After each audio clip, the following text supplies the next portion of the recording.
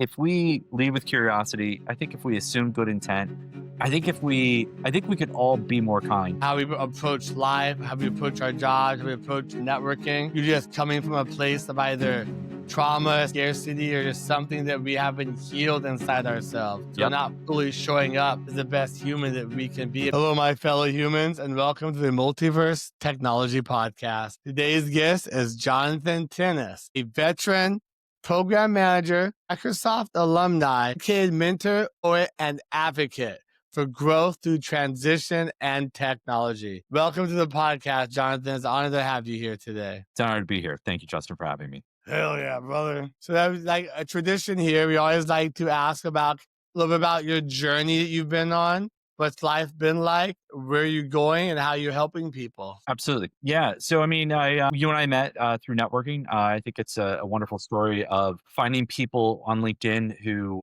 you enjoy hearing from, or you enjoy their voice, adding them to your network, and then having those conversations, thinking about, where we can help each other out as a community. Since leaving Microsoft in January, I've been sort of journeying, volunteering, looking for a job. I recently actually landed a position. I'm starting in a couple weeks. So I'll be back in that spaces working in support of national security.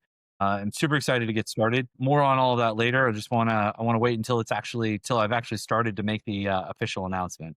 We'll make sure this episode airs after that. Okay. No, I appreciate that. I appreciate That's great. Yeah, I know we were talking earlier about your mentorship program you started at Microsoft. Kind of like to go into that a little bit, kind of understand why you started it, what is it, and how is it helping people continuing outside of Microsoft? Absolutely. No, I appreciate you asking the question. I'm a former intelligence specialist. That's what I did when I was in the Army. And one of the things when I came to Microsoft was right before they had some pretty significant layoffs. And I sort of looked around and I thought to myself, well, I can't do anything to help these people, right? Or at least that was my initial thought. I don't have a job tree in my backyard. And I looked around and I thought, well, you know what I could do? I could build my network. And so really, though I've had LinkedIn for probably well over a decade, I didn't start taking LinkedIn seriously until probably about 3 years ago.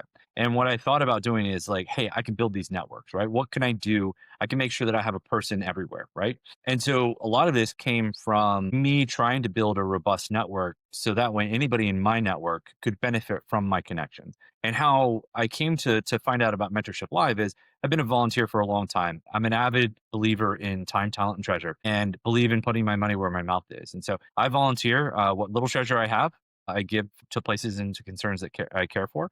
And then when it comes to time, I like volunteering. I like getting out in the community, locally, helping out with things. Mentorship Live came as a result of a networking connection. The founders of of Mentorship Live, a woman named Jacqueline Wittes, and Jacqueline and I met in a military networking event at Microsoft, and she Nice. invited me to join her on this journey. A friend, Glenn, was already in there, and so while Jacqueline and I are no longer at Microsoft, Glenn is still at Microsoft. We're still keeping it going because it's not a Microsoft. We're not doing it on behalf of Microsoft. We never were. And it isn't independent of Microsoft. So the fact that we met at Microsoft through networking is the story we continue to tell people. And that is get out there and create networks, do work to nurture your network. The point of having a network is what can your network do for you when you need it? And then what can your network do for anybody in your network? And so, the fact that I landed this role is directly tied to my networking. It came through a referral. That referral came from somebody that I had met on LinkedIn, and then I had followed up with coffee chats. I'd followed up with in-person meetings. And eventually, I mean, I did all of this a couple of years ago, and to where when I needed a role, that person was ready to refer me because they knew who I was. I always tell people, because I do work a lot with transitioning military, I always tell people, don't start networking tomorrow. Don't start networking 6 months from when you're getting out. Start networking today because you want to start building that network for it to be available when you need it. Not, oh man, I need a network. And it's hard because a lot of people only start thinking about networking when they need a job. They get a job and then they stop networking. And it's like, no. Network forever. Network every single day a little bit. It doesn't have to be, knocking on doors. Doesn't have to be cold calling every single day. But people should be out there networking all the time. Because even if you've got a role, that's great, right? That's awesome. But make sure that you're doing what you can to look out there for your network. See what does Justin need? See what anybody in your network needs. Ask those questions of your network. Be responsive to that. I love that. Because I know it's hard sometimes to build networks, build community, connect with people, especially in this world nowadays, even though we have so much social media, so many avenues to connect with people, but it almost seems like we're kind of disconnected more than connected. So I'm curious, yeah, to understand, how did you start building your network? Where did you start? What's that like? Yeah, I think I mean, one, it helps being an outgoing person, right? I talk to people all the time. They're like, I'm introverted. What can I do? I said, listen, if there's a networking event that's local, I live outside of the DC area, and you need someone to be your wing person, I'll absolutely do that because, it's easy for me to walk into a room and introduce myself. It's scary because the Yeah. same feelings that we get when we go up and we want to be friends with someone, right? You think about back in school, you go up and you want to be friends with somebody. That was networking. We didn't call it that because, honestly, we didn't have all these business to business terms and we weren't running around thinking about that, but you're networking, right? And Yeah. when people start networking, I tell them the first place to look is look at all of your other social media. If you were in the military or you went to college, go leverage the tools that LinkedIn has built in. Query based on those, filter based on those. If you went to a small college, great. Go look at that college. See who graduated within 5 or 10 years on the front end or the back end of that. They should roughly be in your age range. People should be in your network and then go find out where they work. I tell people all the time, leverage LinkedIn to work with your search. So, say you're looking for a job at Microsoft, go on a Microsoft page, find the people, and then filter based on where they live, filter based on what schools they went to, filter based on some of the things that you can filter on, and then start reaching out to those people. And it doesn't have to be your whole life story. You don't have to tell them in the beginning in fifth grade, this is what I did. Just say, hey, this is who I am, and I'm trying to expand my network with X, Y, and Z. Would love to connect. I've got about an 85% connection acceptance rate using that technique. And I don't go into a lot of stories, but then I follow up with those connections and I build stronger connections. Do I say that everybody in my network is as close as you and I are, or as close as the people that I'm doing mentorship live with? No, absolutely not. But there are people in my network who, when they reach out to me, I try to do what I can to help them. And when I reach out to other people, I hope that they'll help me. But I also recognize that not everybody's on LinkedIn every single day.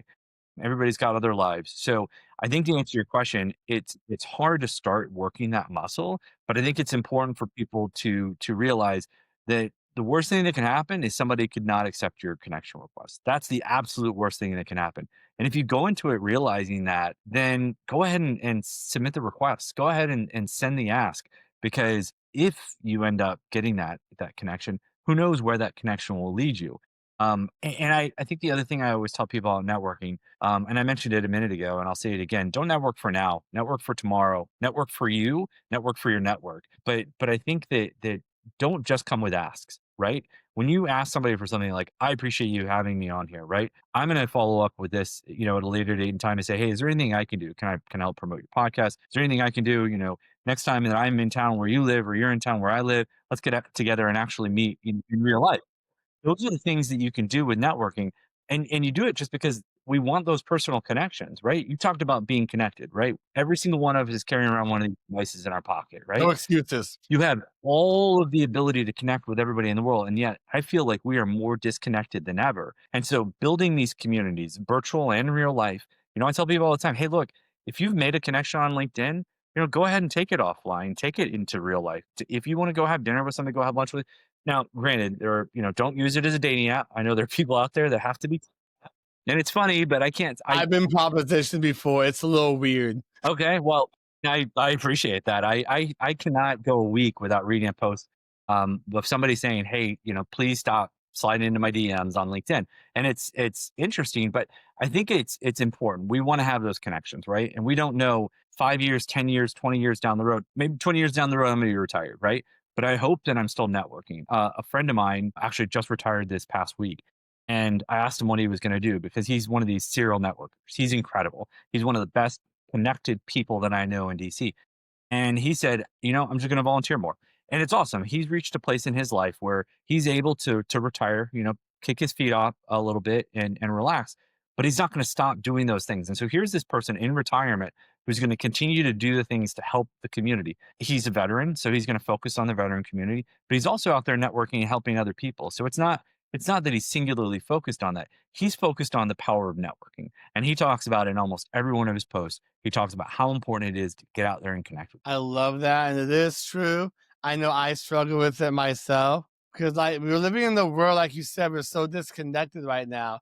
But we're living in a world where people have forgotten what it means to connect with another human being. Like I Hmm. walk down the street and I say hi, like maybe one out of 100 people will be like, "Hey, hi." Like, why are you talking to me? Like, we're so scared of each other. Like you said, what's the worst that can happen? They say no, you walk away. We have this like failure. We have this limiting belief inside of us, or the story we've created that's not really real. It doesn't exist. Like we're just other humans trying to connect with other humans. Yeah, I think part of that is I think that people are so focused on whatever is going on. One of the downsides of having all of this technology in our pocket, all of this connectedness in our pocket, is that we're It's just often. like, Yep, exactly. When hello. I'm on the subway, sometimes I'll talk to somebody. I'll see somebody who's lost. Our metro system isn't the hardest one to navigate, but it's got some complications, right? And so I'll see a tourist who's struggling, and I'll go and try and help them, right? But a lot of times I'm listening to a podcast or I'm listening to an audiobook, but there are times when it's nice to just, keep my phone put away and just, talk. Just sit down and I'm not one of those people who says, let's have no phones dinner, right? But when I do sit down with somebody and I'm out and about, I'll put my phone, if I put my phone on the table, I'll put it down face down. So that way I don't see when it alerts. It's on silent, so I'm not being interrupted because I want to be able to focus that time with the person that I'm sitting with because Yeah, it's a gift. One of the things that I try to respect is that you're giving me a gift of your time right now. I'm giving you the gift of my time. And so we're both giving each other that gift. Let's make it worthwhile. Let's have that connection. If I were sitting the whole time that we're talking and I kept, going through because I've got a couple tabs open right on my computer and I but keep yeah, tabbing back and forth, right? If I like you see in the reflection of my mirror, or like my glasses, or if I keep glancing over here and I'm playing with my phone, you're gonna be like, hey, what are you doing? Like, do you want to be here or do you want to be somewhere else? And I think it's helped me. I'm not a guru. Like, I've read plenty of books on Buddhism on this, but like, we try to be present, right? You hear everybody talk about being present. presence. I'm trying to be present as much as possible these days, and I think it's important. Am I an expert at it? No, absolutely not. We No, I'm have terrible. distracted presence. Yeah, I mean, it's easy to get distracted. I was talking to somebody about meditation the other day, and I said, we were doing meditation. And I was like, I hate meditation. They're like, why? And I'm like, because I get distracted. And they're like, it's okay. I think Yeah, that that's okay. part of getting distracted and then coming back into the meditative experience. But I think that being present, I try really hard to be in a way today that I didn't 10 years ago or 20 years ago. It was easier, yeah, because we didn't have the technology necessarily. But I think also like I don't want to use the technology as an excuse for why I can't be present in this moment, right? I can be present right here. That's what we're doing right now. We're having this conversation. Yeah. If there's something that's going on and my phone blows up, then so be it, right? I can get back to it in a minute. I love that. It's like I'll be out in public and I'll see people on phones, or you're at the restaurant and you guys look around. I'll put my phone away just so I can be different because everyone's on their phone, even the families and stuff in the restaurant, Yeah. where you're in meetings and stuff. You try and talk to someone. It's just like, it's so crazy. Yeah, and I think that that's something you about, like, families will be out at dinner, right? And, everybody will be sitting there on their phone, or you'll be trying to have a conversation with somebody, and they'll have their face stuck in their phone. They're like, "Yeah, yeah, Hello? I'm just doing Hello? this." Right? Well, I mean, it's like, "Hey, listen, just go take care of that thing, whatever that thing is, and you can finish we can talk." But, like, going out to dinner with someone, like, it's an experience, right? You're there. Yeah. You're not just running errands, right? It's not a check the box. Hey, let's do something together. Yeah, I also stop and pause and look around. And sure, I sometimes get distracted. It is a distraction. So I think it helps me work on my focus by sitting there and being like, hey, this is the thing I'm gonna work on right here. Somebody will say something and I'll look it up and I'll be like, hey, here's this thing, right? And then I'll put the phone away again. But I think it's an opportunity for us to reconnect. And you're right, connected world, we think about how connected we are, there's an opportunity to, I think, rely on that connection and be like, oh, I'm friends with this person on LinkedIn or Facebook or Instagram or whatever. But then also not really check in with them, not really be there to look out for them, not be there to Yeah, help out. that's hard. Buddy checks work a lot in the military, in the veteran community, but you don't have to be a veteran to do buddy checks. You don't have to, we should all be checking in. I think we're all like we Yes, should be checking agree. in care of each other. I think more than we do. I agree with that so much, and I find that so when I first started my business and then I work at a place, I had that problem with, oh, I gotta grow this business. I gotta talk with people. Like, but then you kind of something you leave behind. Like I left my connection with my friends behind. I kept checking in less. But also I noticed that bad habit went over to my business where I would reach out to people, but then forget to follow up with them, forget to reach back out, forget to reply to the emails. I was just so caught up in this other stuff, not realizing that those connections are important. How do I get more presence and remembering to follow up? Do I need to set an alarm? Do I need to put on my calendar? What do I need to do for myself to be conscious of following up and keeping that relationship going? I have a hard time with it. Yeah, and I mean, you hit on it. It's relationship, right? And it is you're going to get out of that relationship what you put into it. And you talked about Yeah. some of the things that you have to do to sort of hack your brain or to trick yourself into remembering. One of those things is calendars. I tell people all the time I live by my calendar. So if I need to remember to follow up with somebody, and I send an email and I say, okay, like if I don't hear from that person in a week, it's if it's something that I'm asking for, I think it's honestly up to me to ping that person, right? And if I owe somebody something, I need to like next week. I've already got on my calendar. I'm scheduled to review a bunch of resumes for a group, and they asked they put out a call for volunteers a couple weeks ago. I said, "Yep, I got this. I'll happily do this." And so next week, I know that I need to set aside time during my week to be able to review these resumes. That's on me because I committed to that. My calendar is key and I check it all the time, right? I Yes. check it really before I go to bed. I want to make sure, hey, this is what's going on Yeah. tomorrow, the day after, right? So I can stay on track. My calendar's busy. I'm busy. Even being without a job, like I've stayed pretty busy volunteering. I've stayed pretty busy traveling, bettering myself, doing things like this right here, building my network out more. You should be I doing. think it's Yeah. it's such an important making that time to do those things, but it is relationship development 101. And if you come to somebody, because I had this happen when I was at Microsoft, I would have people because a lot of people want to come to Microsoft, right? I'm one of those people who got very lucky. Recruiter reached out to me and said, "Hey, would you like to come work for Microsoft doing customer success?" And I was like, "Sure, what's customer success?" They explained it, right? And I was like, "Oh, I've been doing that for a long time already." So I applied. I'd only ever applied to one job at Microsoft, and it was the one job that recruiter reached out to me. And I had a great run while I was at Microsoft, right? But while I was at Microsoft, people would find me on the internet and they would reach out to me and say, "Hey, I found this job.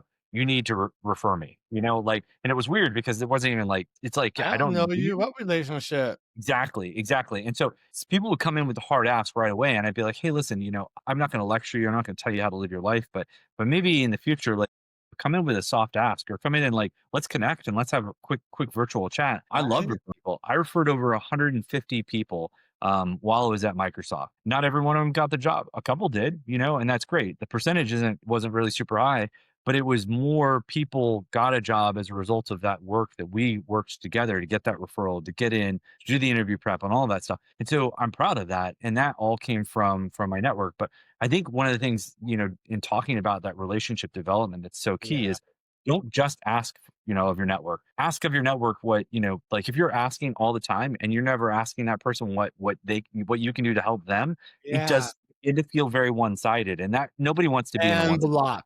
Yeah.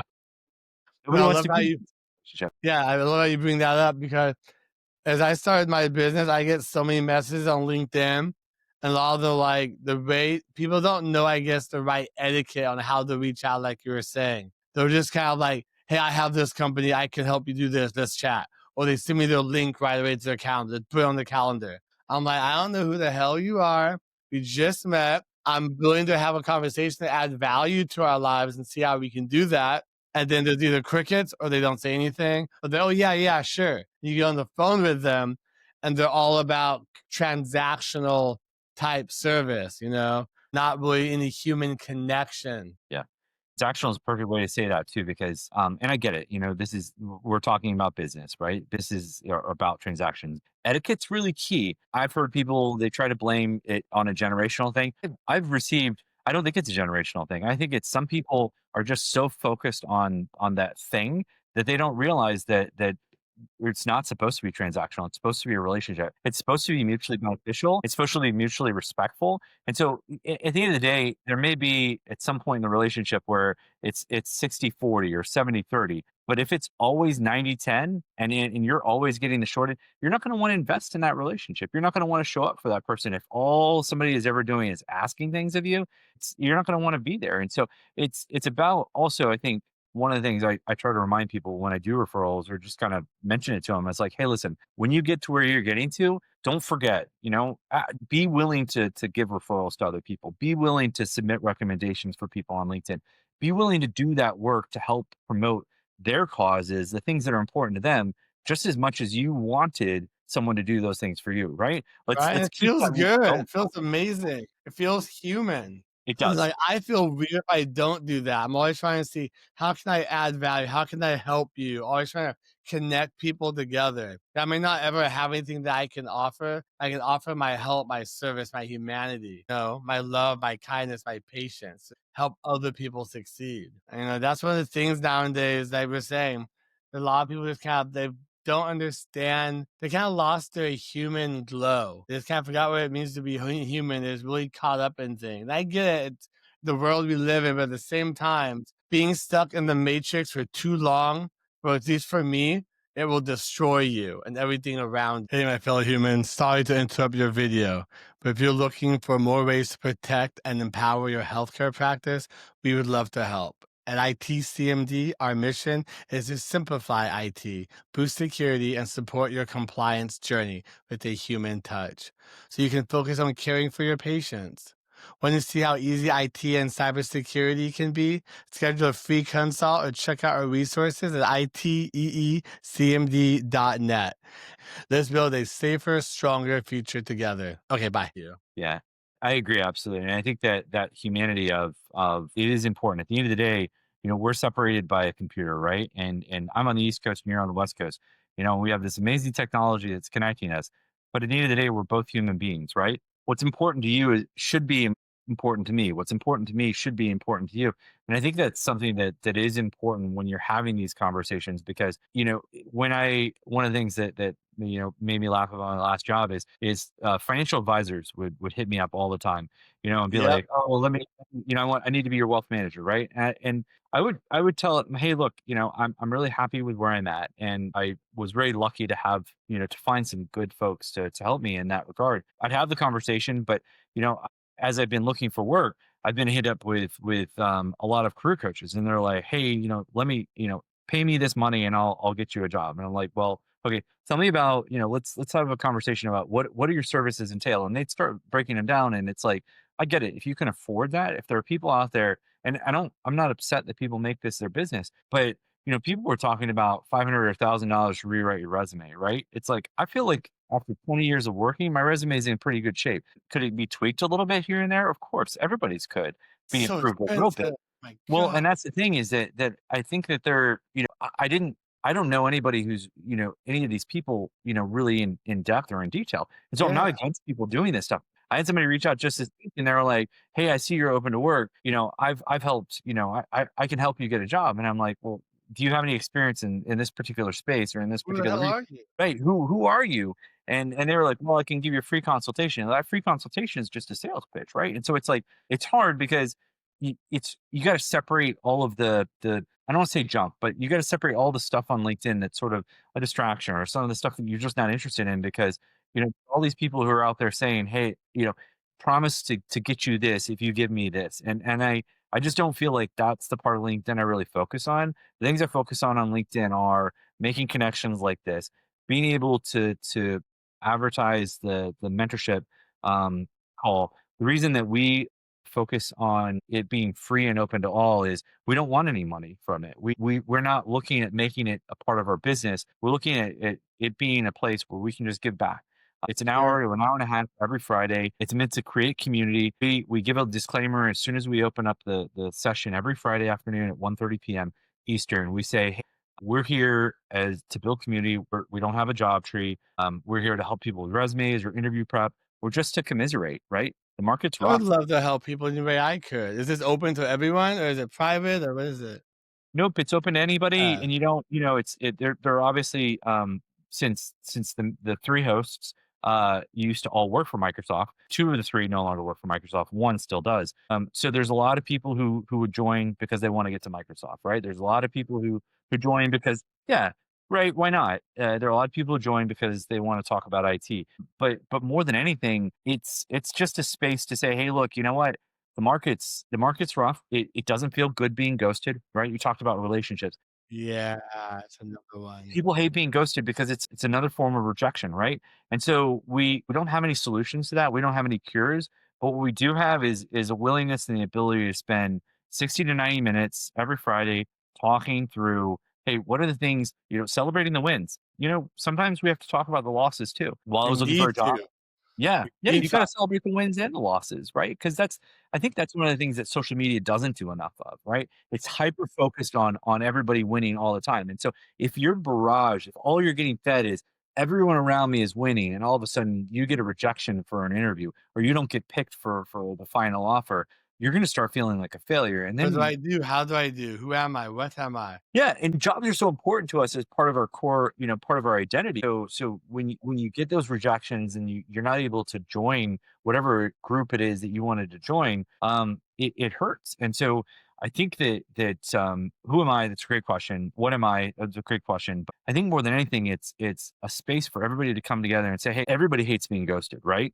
But yet it happens. But when it happens to you individually, and you're not in a community, and you're just sitting in front of your computer, you start to Yeah. begin to believe that, yeah, exactly. You have all sorts of emotions, right? Feel those feelings, but you start to believe that it's only happening to you. And so by coming together in a community, what we hope to show people is, hey, it's okay. This stuff is happening. I hate that it's happening to you, but it is happening. It happened to Tom over here. It happened to Jonathan over here. It happened to these people. You're not alone in this. And I think that's the I key. love that. I think that's the biggest part of what we're trying to offer in our mentorship live is it's a lot of things, right? But it's to let people know they're not alone. And I think that that's what we need more than anything right now is those connections. We need those feelings that like, hey, I'm not all alone in all of this. And I love how you put that. That comes back to we need to be curious. We need to know why, ask questions, and we need to have conversations more. I forget there's a saying or quote going around that when we stop talking is when war begins or something around those lines. We need to keep talking, have conversations. We don't get stuck in our own heads. Like you said, we think it's happening to us, but it's not Yeah. happening to us. It's happening for us. That door is closing, so you can open the next door. And I think that, social media feeds you things. A lot of social media, in particular, and I won't name the specific ones because I don't want you to get in trouble on any of their platforms. We know who they Oh, are. Without even saying, social media will feed you things that enrage you. Because if you're enraged, then the you stay. algorithm is powerful. The algorithm is powerful. It knows what. Everyone's Right, different. right. So, like, you're out on the West Coast, right? The West Coast, baseball fan, huge baseball fan. The Dodgers ended up sweeping the Brewers, right? And what's hard about that is that now you like using baseball because, like, it shows how silly it is, right? It's at the end, you're being fed, like, anti-Milwaukee Brewers propaganda because, you live in the West Coast sort of thing. It's that same thing. You look at your feed, and then your feed continues to feed you this stuff, right? And so I think it is important to remember that humanity. I think it's important to continue to be curious. I think it's important for us to continue connecting. I can disagree with you on, Dodgers versus we're probably going to be the Mariners, right? In the World Series. We can disagree on who we're rooting for and still be friends. And I think that there are things that if we did disagree on, we may, not. And I'm okay with people not being my friend because of where I sit, and opinions and views and perspectives that I have.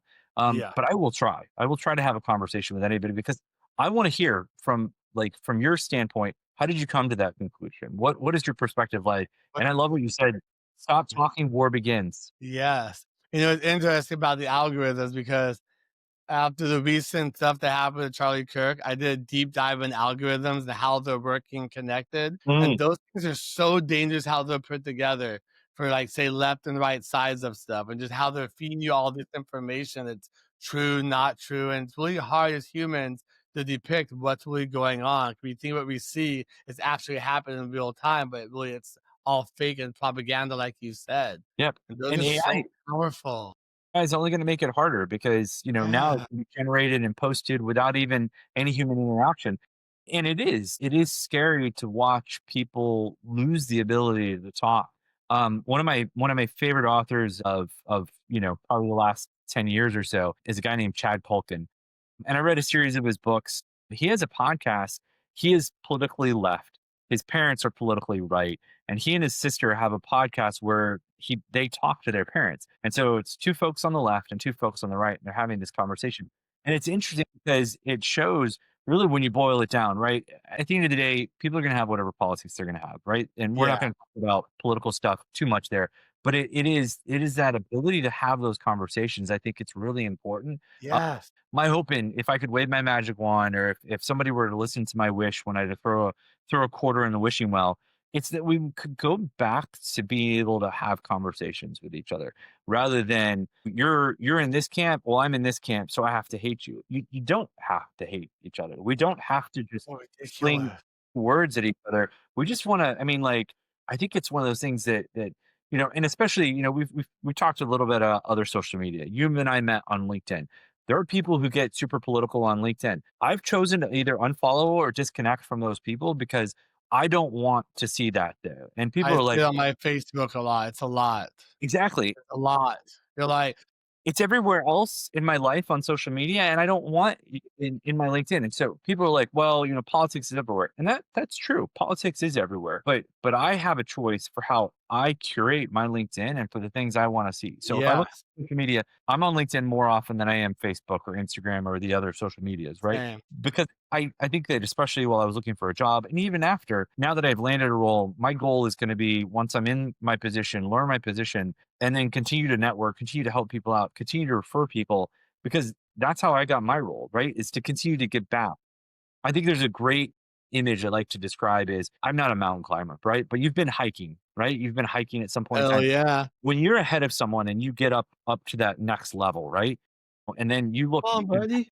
and you help that person up, right? And I think that's the best of us, right? That's the best thing that we can do on LinkedIn as fellow professionals to say, hey, what can I do to help you up to that next level?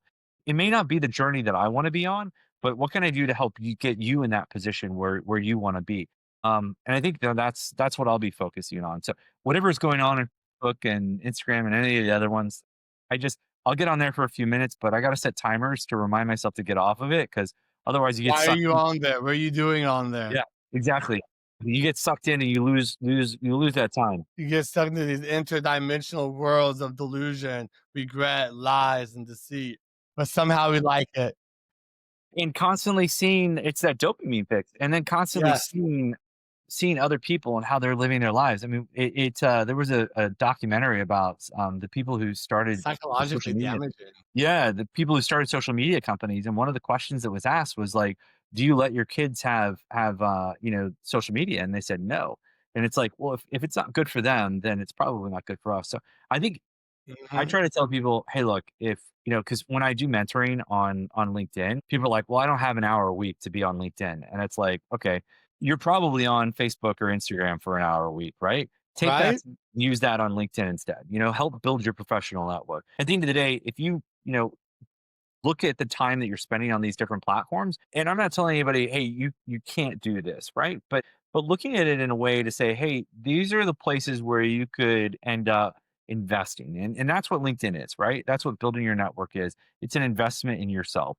It's when somebody goes to look your name up, right? Look my name up. The things that they're going to find out about me are LinkedIn. They're gonna look at my resume, probably if I'm applying for a job, and they're gonna look at my LinkedIn socials to see what I'm doing, what I'm out there. And that's why I use my LinkedIn to highlight who I feel like I am as a candidate, right? Talk about my program management experience. I talk about how I like to volunteer. I talk about things that are important to me. I don't use LinkedIn to talk about my political position. Some people do. I just tend to not want to be kind of Yeah, I engaged. haven't seen that one on my LinkedIn yet.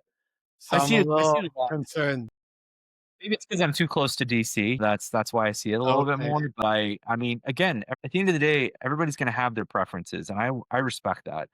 But I do try to create a little bit of separation, between, my professional network because, I just don't wanna be out there, upsetting other people and, making it to where, making people uncomfortable by continuing to fight about things that really, at the end of the day, Not if going you anywhere.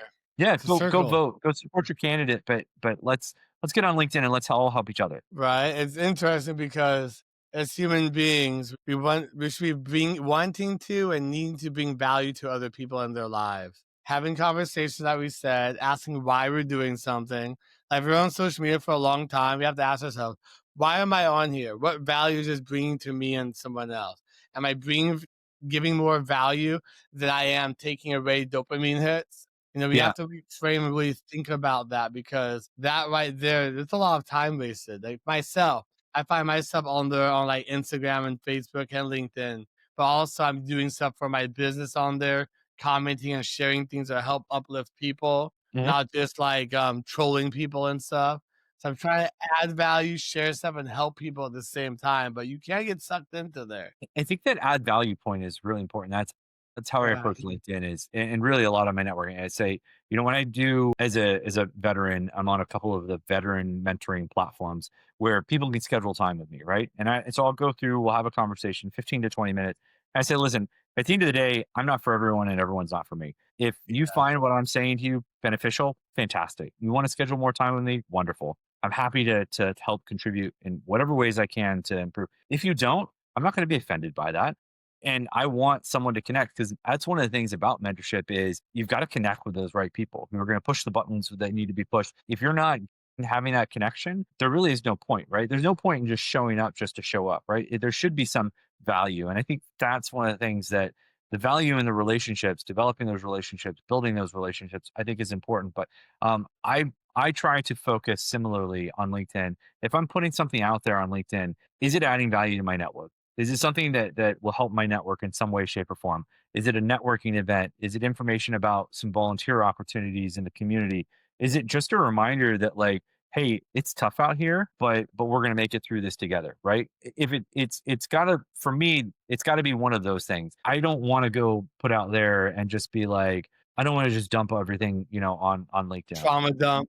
Yeah, yeah, I wanna be authentic, but I also wanna I mean, everybody is fighting something. I think that's one of the things that changed for me and helping me try to be more patient with other people is that recognition, the realization that everyone in the world is going through something, right? And you don't know what that is. So don't add to it, right? If you can. Now, do I fail at that sometimes? Of course I do. But I think when you think about trying to add value to a situation, there are plenty of places I don't need to be. There's plenty of conversations I don't need to be in. And you know how I add value to those conversations? By not being there, right? Ooh. And I think that that's one of the things too. I think that we need to realize is that, like, sometimes you don't need to jump into a conversation. Sometimes you need to just scroll You on through. have the right to remain silent. Yep, absolutely. Is it kind? Is it necessary? Are you doing it because you're upset? There's I don't believe in kicking the dog, but this is how I already describe this, right? If people get angry about something and they go home and they kick their dog, the dog's like, well, what is that for? Right. And it's the dog never understands it, right? The point is that people often get upset about things and then they take it out on someone else, right? And so it's never probably about, more likely it's not about. So if somebody cuts you off in traffic, right? And you're upset, but you're not upset about that person cutting you off in traffic necessarily. You're upset about something else that happened or something else that's going So on it's a in your life that's deep stressing you out. childhood wound. Exactly, exactly. It's something else. But just because somebody didn't know how to merge, or they got one lane ahead of you, or you're one car length ahead of you, I don't know. Sure, I've honked sometimes. Yeah, exactly. Rage, but it's one of those things that, like, I just try and operate different. Yeah, exactly, exactly. Just try and operate different because, yeah, it's about value. It's about being a human being. It's about realizing that we live on this one planet, all of us, right? And what a miracle to be alive at this time, with all the things that we have. And I think it's sometimes hard to remember that while you're sitting in traffic, while you're getting cut off, well, when somebody's upset or rude to you, I'm not saying go let people be rude to you. I'm not saying let's walk around and just let people be mean, but sometimes Hey, it's I'm a just doormat. Hi. Whee! exactly, exactly. I would never advocate for that, but I think I think being I think that if we lead with curiosity, I think if we assume good intent, I think we could all be more kind. One of my favorite singers has a song. It's called "Be More Kind." His name's Frank Turner. Totally worth a listen. To go and Google it later on. But it's about how we can be more kind, and that's a great sentiment to sort of think about. I love that. A lot of that does come down to what I always talk about. There's a lot of trauma that we walk around with as human beings, Hmm. and we lead and project that onto other people and situations that are going on. So how we approach life, how we approach our jobs, how we approach networking, you're just coming from a place of either trauma, scarcity, or just something that we haven't healed inside ourselves. So we're Yep. not fully showing up is the best human that we can be, and we don't talk about that a lot, and we Yeah. need to talk about that more as humans, and, I love that you talked about scarcity. One of the things I did in this job search was I tried not to approach it from a scarcity mindset. I tried to it's approach it hard. from the idea. It is because you start to position, you apply for a job, you get screened, you get interviewed, you start to picture yourself in that role, right? And one of the things I tried to do was say, hey, this isn't the last job, like the last seat on a shuttle that's leaving the planet, right? It's not the only job out there. Sure, I'd be good at it. That's why I applied. I'm grateful to have been screened and interviewed. But if they pick somebody else, that's part of the process. And so the scarcity mindset, I think, is really hugely important in approaching this job search. I ended up landing a role and I'm grateful for it. It's an awesome role. I think I'm going to be a great fit on the team and I'm excited about what I'm going to be able to do with that organization. But I think that that scarcity thing is, hey, if you don't get this job, the next one's out there, right? That's what somebody said. No means the next one. And, I tell people, you're going to get a lot of no's and then you're going to finally get that yes. And I think that's hugely important. But I think that you're right. We do project a lot. I think if we spend a little bit more time trying to be nice to each other, trying to be kind to each other, trying to help each other out, I think the worst thing that could happen is, you help one person out. I think if you incrementally make the world a better place by helping one person, I think you're doing a good job. No, how could you make someone else's life amazing? Why would you Yeah, do that? Oh my god. exactly. Exactly. No, absolutely. I think it's hugely important. It is, because that's part of being a human being. Yeah. Being kind, showing the love and compassion, all of us are going through things. Like, I have PTSD. I was projecting a lot of that before onto people, and it's hard sometimes. I've gotten a lot better with understanding. The more kind and gentle I am with myself, Hmm. I have become more kind and gentle with other people, and then actually the triggers go down more. Yeah. That's just my Yeah. experience. No, I love that, and I think it's an important topic to recognize. One of my favorite books on trauma on the subject of PTSD is actually Stephanie Foo's "What My Bones Know," and she draws a lot of what the body keeps the score. But she talks about Ooh, PTSD and she talks about healing, and she talks about getting better, incrementally, and the importance of focusing on that. And I think that we're all, like I said, we're all on a journey. Nobody knows what everybody else is going through, so do you want to pile on or do you want to be a net positive or a net negative or do you just want to be neutral, right? Like there's definitely situations where I'm like, hey, look, I'm not needed in this place. So let me go ahead and move on by. But if I see a situation and somebody has come to me for help and I feel like I can help, I'll certainly help. Whatever value I can add, in LinkedIn, in life, I try to do that. And that's why I volunteer a lot. I think that one of the things that kept me from volunteering early on in my life was I just felt like if you're volunteering, you got to be solving big problems, right? But I yeah, read, big problem thing, like, it's gotta be something big, but to be right, small. I but have that. those small things are just as important. And They add up and they really build that foundation. and something that helped change my mindset on that was the starfish story. And it's kind of like I read that years ago and it helped. And if you're, for your listeners, if you're not familiar with it, the starfish story is about a guy who's walking on a beach after a storm. He's picking up these starfish and he's talking them back in the ocean. And a little kid comes along and asks the person what they're doing. He says, "I'm putting these starfish back in the ocean." And the young person says to the older person, says, "Well, you're never going to get them all, right?" And the guy, picks up one, throws it back in the ocean. And he said, "I made a difference to that one." And I think what helped me in that and why I approach volunteering with that mindset is I'm not going to cure cancer. I'm not going to solve world hunger. I'm not trying to do those things.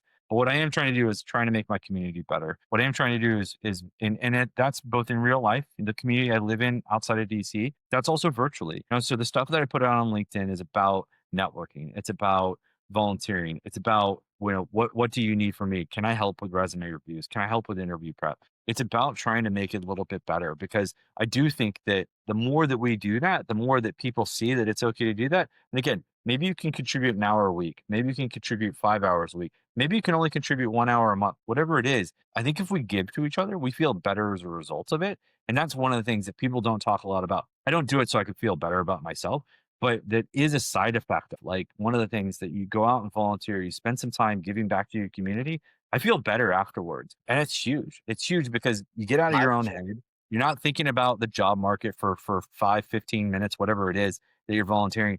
And then, you could end up meeting somebody. I guess, it's a very DC thing, right? You go out to a volunteer event and you networking at the same time. But I think it's one of those things that I really like to think about, and so I like to tell people the starfish story. It's one that's really important to me. Beautiful story. Yeah. I like that. Yeah, I always tell people 'cause I used to try, like you said earlier, try and go too big. I've Hmm. learned you gotta start small, like with networking. Do like 5, 10 minutes a day, and that's it. Just kind of work your way up as you build that muscle, the habit into place, and the consistency builds, and then you're just doing it and you're getting it.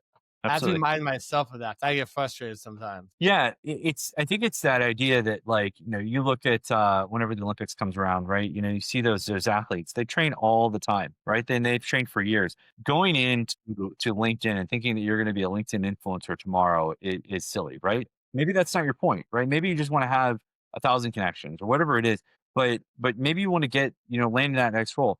But I think the thing that I do, and I said it earlier, people network only, it seems like a lot of people network only when they need the role, right? They need that next role, but they don't network for what's after that role and after the next role and after the next one. And I think people should be networking all the time. I think there's an opportunity. Now, again, when I say all the time, I mean, if you have only a half an hour a week to do that, great. Spend that half an hour, and you had to choose between social medias, spend that half an hour networking, or spend half of it networking and spend half of it doom scrolling on Facebook. But I think it is one of those things that's hugely important, process and to build that muscle and to get out there and get comfortable. Because a lot of people, they get stuck. They go to make the request for the connection and they just get stuck and they stop. And it's like, look, the only way that you're gonna, and I the did calls that for I've a while. gotten, yeah, the calls I've gotten this, while I was out of work, were all through referrals or all through my network. I applied for a ton of jobs. I got callbacks on some, but I think that the power of my network is that my network is out there helping me. My network was out there submitting referrals. My network was out there checking in on me. I was out there asking people for referrals. I was out there asking people to see if there was something going on in their network. People were sending me job recs. I think it's really, really important to just, when it comes to networking, to focus on what can I do, right? What can I do to grow that incrementally every day, every week, every month, to do a little bit of work? Because it's like a garden. If you sit there and you build this beautiful garden and then you don't touch it for 5 years, well, it's going to be a little bit messed up when you go. Yeah, exactly. You don't have to spend a ton of time, but spend a little bit of time every week doing it. And I think that's the thing that gets people all sort of worked up, is they think, well, I've got to spend, 8 hours a day on LinkedIn. Nobody wants you to spend 8 hours a day on LinkedIn. Spend a little bit of time once a week doing it, twice a week, whatever it is you can give, but put good stuff out there. And I think that that's one of the things that is really important to me and what I try to cultivate in my feed. I love that. I know for me in the beginning, it was hard too. To like try and figure out what to say to people, how to say it. I had to start doing it. I started learning that if you when you reach out to people, you talk to them about things that are going on in their life. Like Hmm. for example, I started using AI to help me in the Okay. beginning. And then what I do is I kind of go through the profile that helps me kind of figure out what to say to them to kind of get me started and going. And then but we want to make sure that doesn't hold you back and use it all the time. You do want to have a human conversation also. Yeah. I've used it a lot to help me to like pod match through LinkedIn, and I've seen the improvement in the people replying back to me, how well it has worked.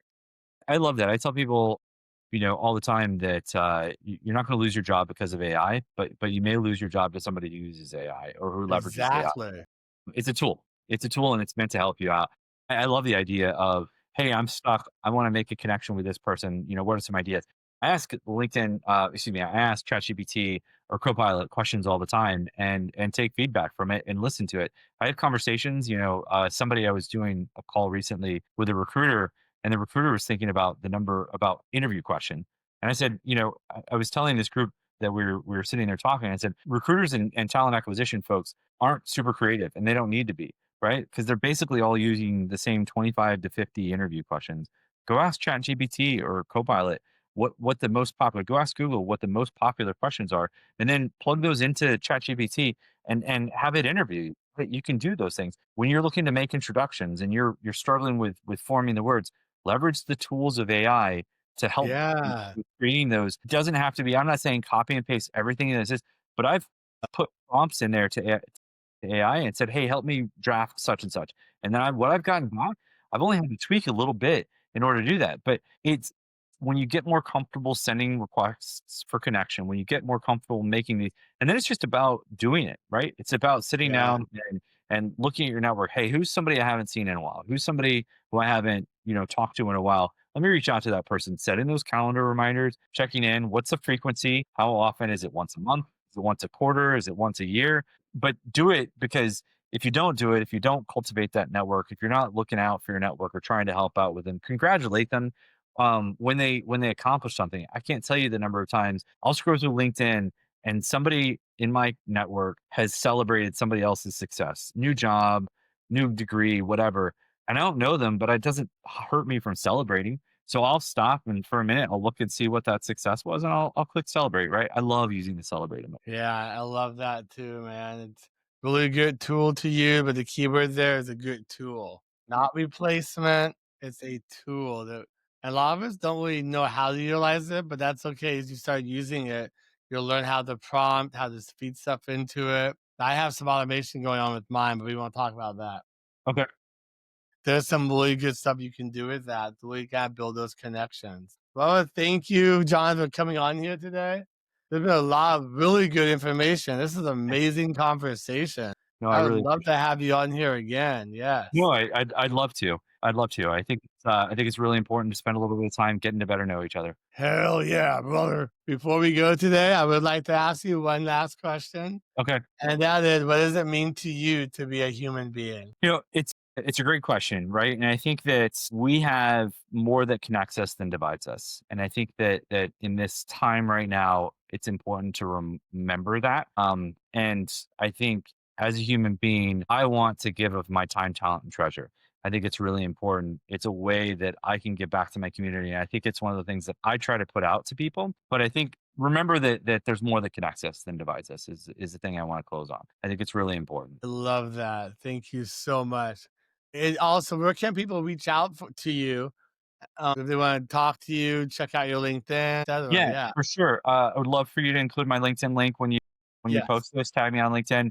I'm on socials as well, but with a last name like Tennis, it's pretty easy to find me. But would certainly happily connect with anybody. If you're like, well, I don't work in IT, you don't need to work in IT. I'd love to add you to my connection to my network. Hell yeah, brother. Awesome. Thank you so much again, John, for coming on here. Thanks, I Justin. appreciate you and your time. Thank I you. appreciate you. Have a great day. You too, man. Take care. Bye bye.